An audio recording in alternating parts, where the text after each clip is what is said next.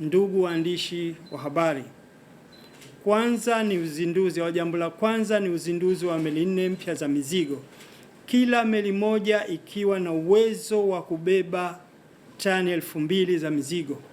Meli hizi zitaongeza kwa kiwango kikubwa uwezo wa Tanzania kusafirisha mizigo kupitia ziwa Tanganyika kwenda na kutoka nchi za jirani, hususan Jamhuri ya Demokrasia ya Kongo, Burundi na Zambia.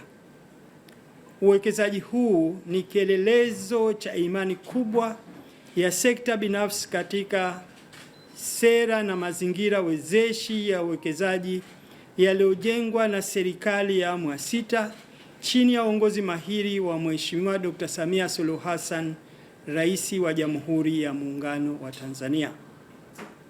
Mbali na kuongeza uwezo wa usafirishaji wa mizigo, uwekezaji huu utakuwa na mchango mkubwa katika kukuza uchumi, kuongeza ajira na kuchochea shughuli za kibiashara katika mkoa wetu wa Kigoma na ukanda mzima wa ziwa Tanganyika. Meli hizi 4 zinatarajiwa kuongeza mahitaji ya huduma ya usafirishaji wa barabarani na usafiri wa reli, na takriban malori 266 kushiriki katika kusafirisha mizigo kwenda na kutoka bandari ya Kigoma. Aidha, mradi huu wa meli 4 unatarajiwa kuzalisha takriban ajira 600 za moja kwa moja, zikiwemo za madereva, wasaidizi wa madereva, wahudumu wa meli na watumishi wengine katika mnyororo mzima wa usafirishaji, ugavi, biashara na huduma zinazounga mkono shughuli za bandarini.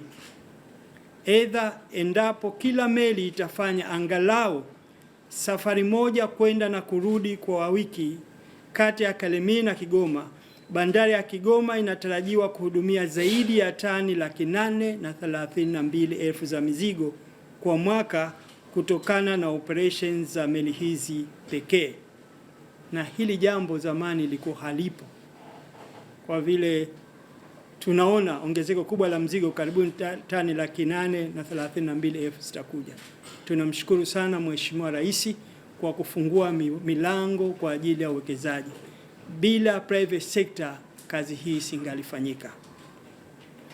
Hili litaongeza mapato ya serikali, kuimarisha biashara, kuvutia wawekezaji, kupanua fursa za ajira na kuifanya Kigoma kuwa kitovu muhimu zaidi cha biashara na usafirishaji katika ukanda wa maziwa makuu na Afrika Kati. Ukuaji huu tayari unaonekana. Katika mwaka wa fedha 25-26, bandari za ziwa Tanganyika zilihudumia tani 815,235 za mizigo, ikilinganishwa na tani 397,897 mwaka uliotangulia, yaani mwaka 24-25. Tunatarajia mwaka huu au mwakani tutaongeza zaidi, itafikia mpaka milioni 4. Serikali itaendelea kuboresha bandari ya Kigoma, ikiwemo ujenzi wa gati jipya la kisasa la mzigo na abiria ili kukidhi ongezeko hili la biashara. Ndugu waandishi wa habari, mradi wa pili ni ujenzi wa reli ya kisasa SGR kipande cha 6 kutoka Tabora hadi Kigoma chenye urefu wa kilomita 506 na thamani ya takriban dola za Kimarekani bilioni 2.74.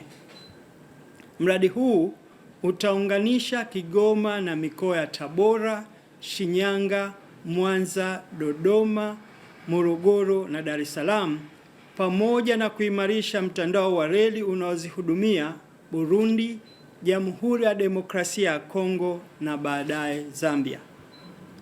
Baada ya kukamilika, safari kati ya Dar es Salaam na Kigoma zitachukua takriban masaa 8 baada ya masaa 30 zinazotumika kwa sasa kwa reli ya kawaida. Sasa ukitoka Dar es Salaam leo saa 12 utafika hapa karibuni saa 12 jioni kesho. Sasa tutakuwa tunatumia masaa 8. Hii inaenda kubadilisha maisha ya Watanzania. Na mfano mzuri nyote mmeona usafiri kati ya Dar es Salaam na Dodoma. Maisha yamebadilika sana.